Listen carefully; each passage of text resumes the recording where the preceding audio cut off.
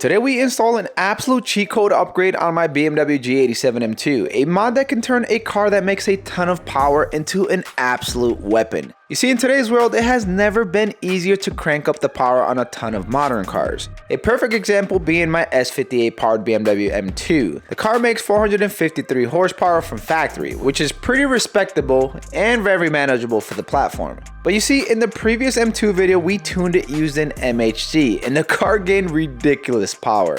The E40 map paired with aftermarket downpipes makes like 700 horsepower to the wheels. And as you can imagine, putting down all that power to the rear wheels is nearly impossible.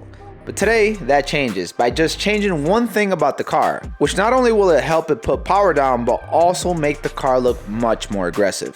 So here's what we got planned for today's video. Custom beadlocks for the G87.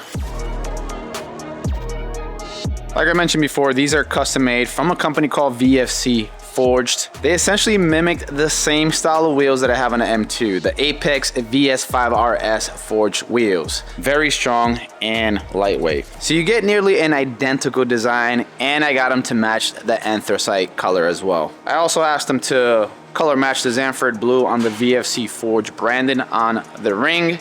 They also came included with these BMW center caps, so they are OEM center cap friendly, so we'll swap those out for the anniversary one. As far as the hardware on the rings, I decided to go simple, very clean, so it doesn't take away from the overall design. When with stainless, VFC does offer different colors and even custom finishes, so if you were gonna get a set of beadlocks from them, you can customize that portion along with everything else. So these are the G87 M2 fitment.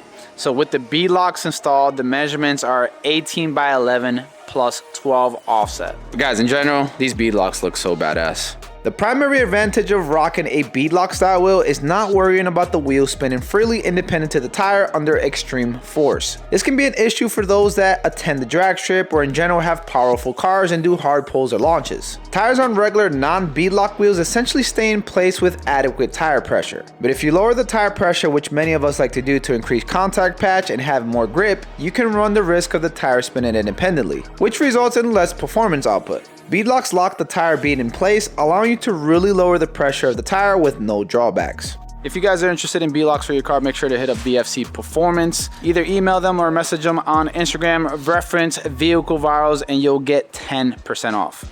I did install some tires on the other wheel off camera just because I was too impatient. These are Nitto's NT55R2s. I was gonna do Mickey Thompson's because they're like the grippiest ones, but I've heard too many reviews where at high speeds they can wobble or make excessive amount of noise, while the Nitto's are less grippier and not as soft as the Mickey Thompsons. Apparently they don't have those same negative attributes when you're going really fast, and as a person that essentially dailies my M2 and sometimes I'm gonna rock these, I don't want the driving experience to really take a shit.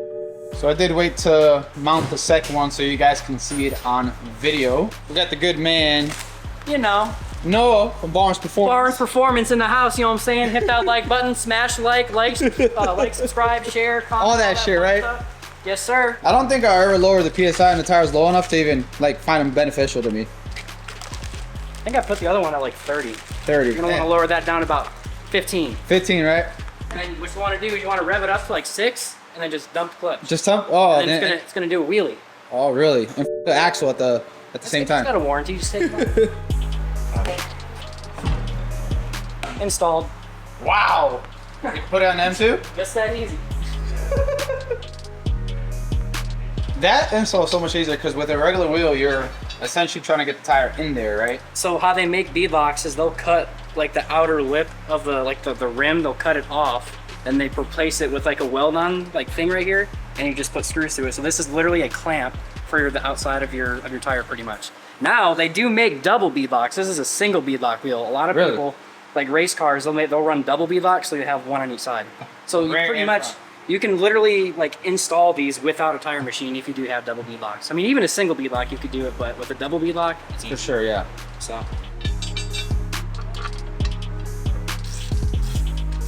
Oh, look who joined us. A nice black shadow. Congratulations on the upload 5 months later.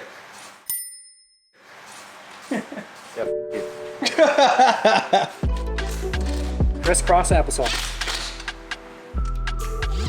We're going over them multiple times. Yes. So this is gonna be the longest part of the shop. That's going over them like 20 times until, you know, pretty much there's almost no gap here is when I like to stop. Okay. Wait, I can't wait for some like internet mechanic to be like, no, you're doing it wrong. You don't know what you're doing. You're using I can't wait. I can't wait. Pro tip, listen. Pro tip, let's have a talk. Okay, ready for this? I don't care. And for the last step, final torque down. That's why you torque them down. Exactly.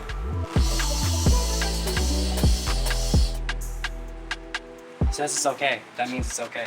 Bingo. Here you go. Thank you, good sir.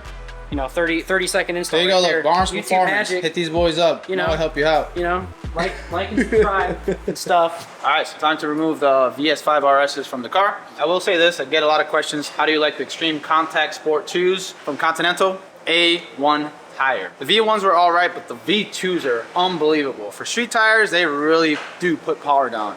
If you need tires, while we don't have them on the website, we are a dealer for most brands and models. So email us, chat with us on the website, set you up with whatever tires you guys need.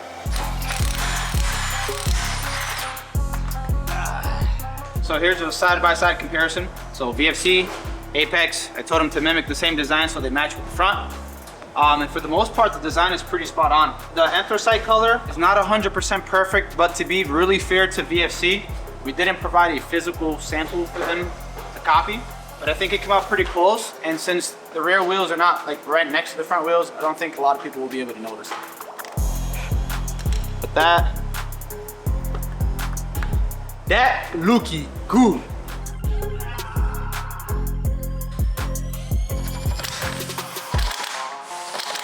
Guys, take a look at this fitment right here for the brake caliper. That's booty hole tight fitment there. But obviously VFC knows what they're doing, so even though they're 18-inch, they clear the brakes, so I know that's gonna be a common question. It does. It's like a hairline crack almost there.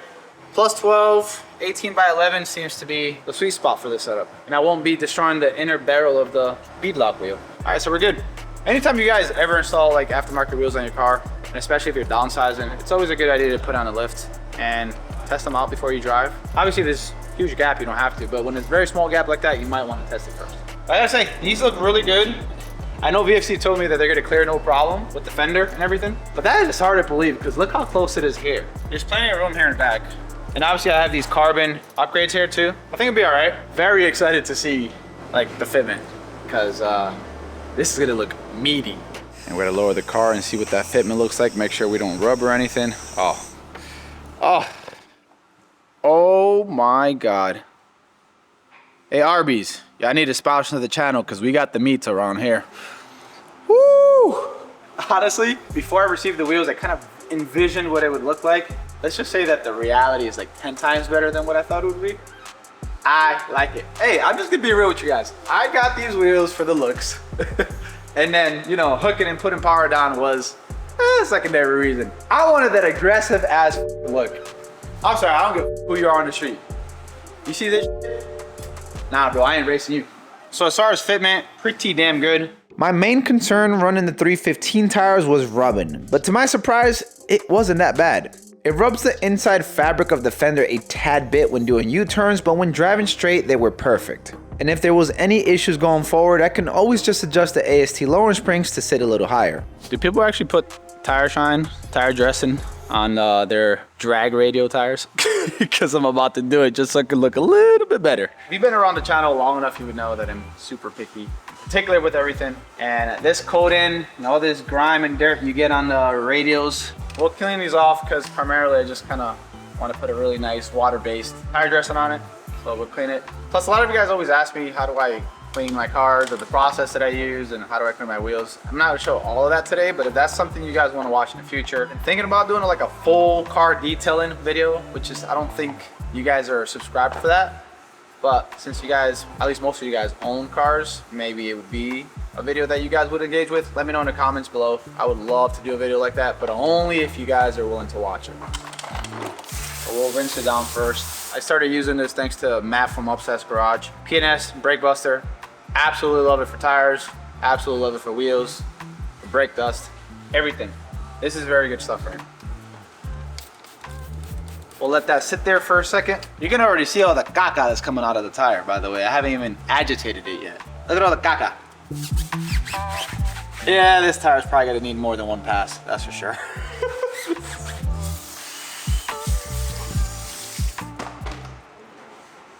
Ta-da! By the way, these products that I am recommending to you guys, they're not sponsored. If you want to buy them, I'll link them in the video's description. I make an affiliate commission off of it, but I'm just recommending them because this is what I use. Brake Buster and Chemical Guys VRP. I like the water-based ones that leave like a matte finish. This is good stuff. I normally have an applicator pad, which I lost, thanks to my friends. So I'm just gonna use a brush today. I'll put a good amount on the detail brush. We'll blob it on certain parts right here. I'm gonna go around. Full coverage. All right, time for the magic. This is the best part, guys. Wipe off the excess. Oh, yeah. Oh my God, that looks so good. Oh, yo, give the video a like. Look too good.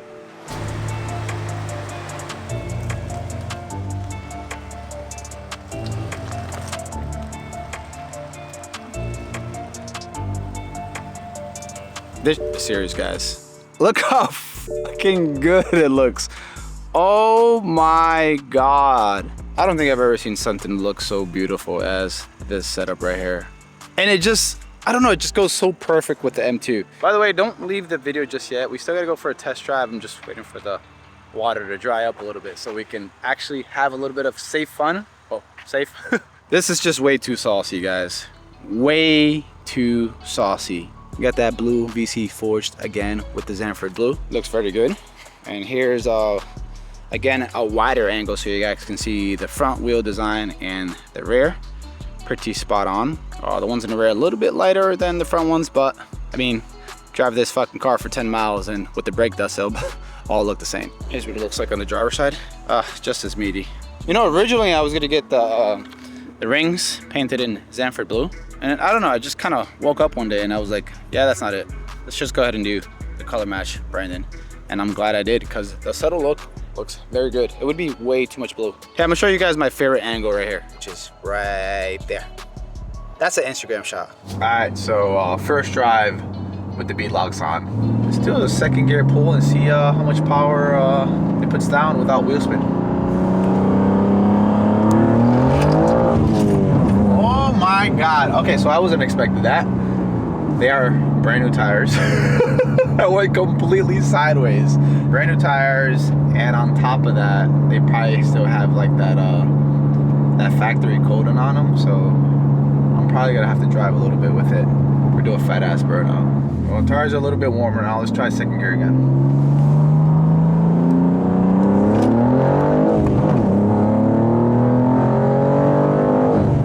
So we didn't get a ton of wheel spin there at all, if any. Normally with the MHD E40 map and just the Continental tires, I do get some wheel spin before it hooks into third gear. So it's definitely much grippier. I still don't think the tires are at the optimal temperature, obviously, because it's gonna take a little bit more effort to warm them up. And I didn't transfer over the TPMS sensor, so I don't really know what temperature they're at the moment. But so far, so good. All right, we're gonna try anti-lag second gear, see how it does with that.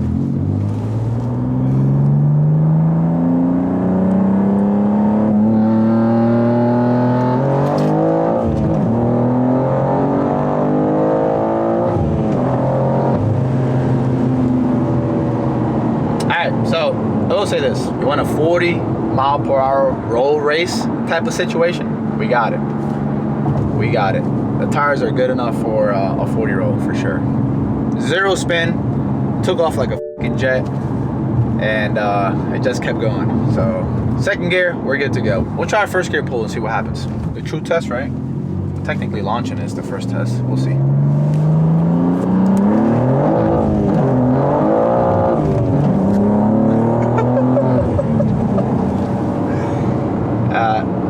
I don't think the tires are warm enough yet. I literally did a f***ing roll and burnout. We'll say this, it is definitely putting down the power much better than the previous setup. And the last thing I have to say is that I haven't lowered the PSI on the tires. Stop at the shop, lower the air pressure a little bit, and then try it again. All right, so we were at 29.8 PSI. I think we'll drop it to, let's do 25.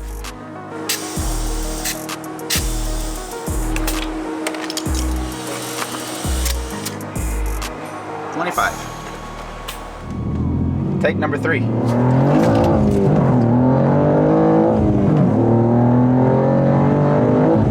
Hooking and booking. Hooking and booking. Me like it. That shit put power down. That shit put power down. All it took was lower the air pressure to 25 psi and we're good to go. 29 pounds of boost. I don't even know how my stock clutch is holding up right now. I have no idea. We got the stock clutch still in the car. Interesting. Let's go launch the car. Guys, so the goal here is not to just, you know, snap my axles. So I'm not gonna do a full clutch dump on the launch control. I don't want to kill my car. I'm gonna probably slip it just a bit. I'm gonna try to figure out the right amount of clutch slip so I don't just overload the drivetrain system.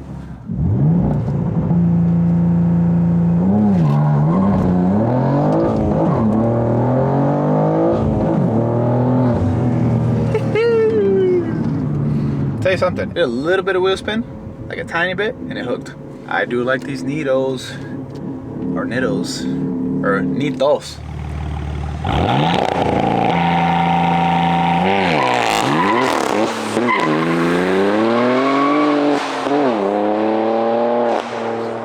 Alright, so my initial thoughts after doing that launch control, that's definitely the most power I've ever put down on the M2. Even when the M2 was stock, it was really hard to put power down. It was just a lot of tire slippage. So these tires, the wheel combination definitely helps. I did notice that last launch was actually so good that a little bit of MDM kicked in and cut power. I felt it like immediately on second gear. Going from first to second, it kicked in a little bit to stabilize the car. I wish you can do launch control on these cars with traction fully off.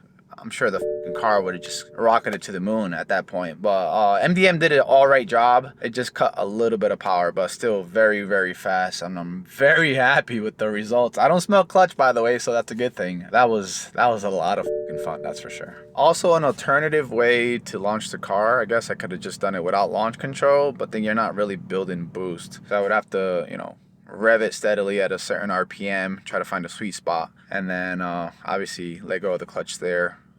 By slipping it, and then you can probably get different results that way. Maybe I'll try it later on. I'm not really trying to blow anything on the car right now by just excessively launching it for this video, so I'll definitely either make some content either on YouTube or on Instagram of me doing it like in various different ways. All right, so my thoughts. I'm super pleased with the beadlocks and the tire combination I went with. Lowering the tire pressure to 20 to 25 psi seemed to be the sweet spot and allowed me to put all the power down despite the car making a ton of power to the rear wheels and also it being a manual car. Ride comfort didn't take much of a hit neither, which was a surprise, and it's a plus again because I mainly daily the M2. Hit the like button if you guys enjoyed the video, it really does help, and make sure to check out the video on screen now where we easily tune the M2 to make more than 50% more power. Make sure to subscribe to the channel, and as always, thanks for watching. Till next time.